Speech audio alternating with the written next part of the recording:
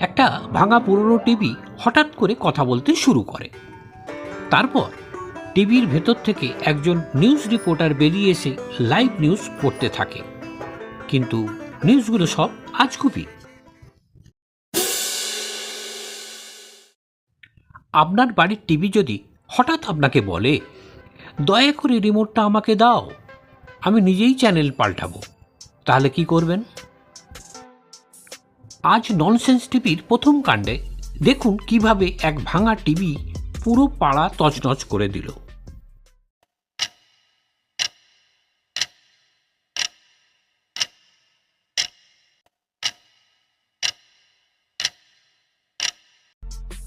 রাত 10টা, কলকাতার এক গলির ভেতরে বাপিদার বাড়ি।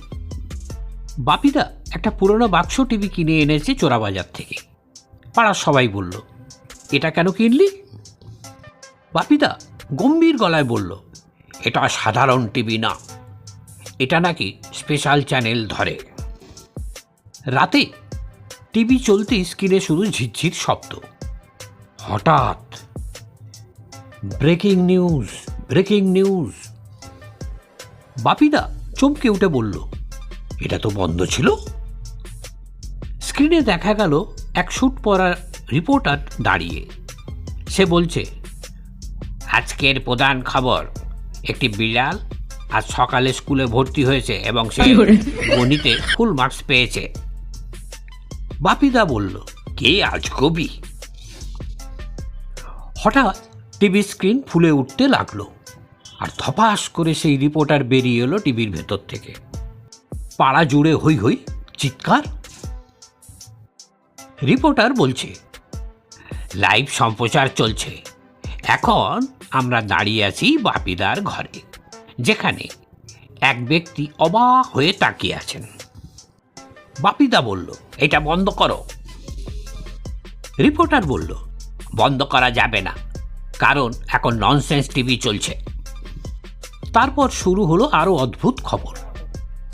আগামীকাল থেকে কাকেরা মানুষকে পড়াবে, মাছেরা স্থলভাগে হাঁটার ট্রেনিং নিচ্ছে, চা খেলে মানুষ উল্টো হয়ে যাবে।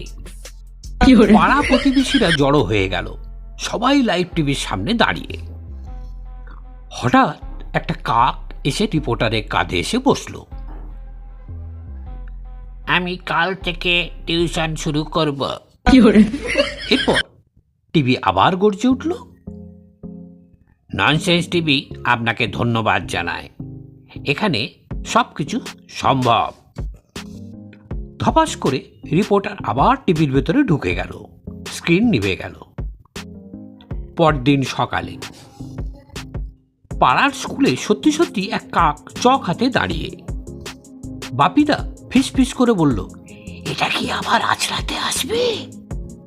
হ্যাঁ, আজও আসবো।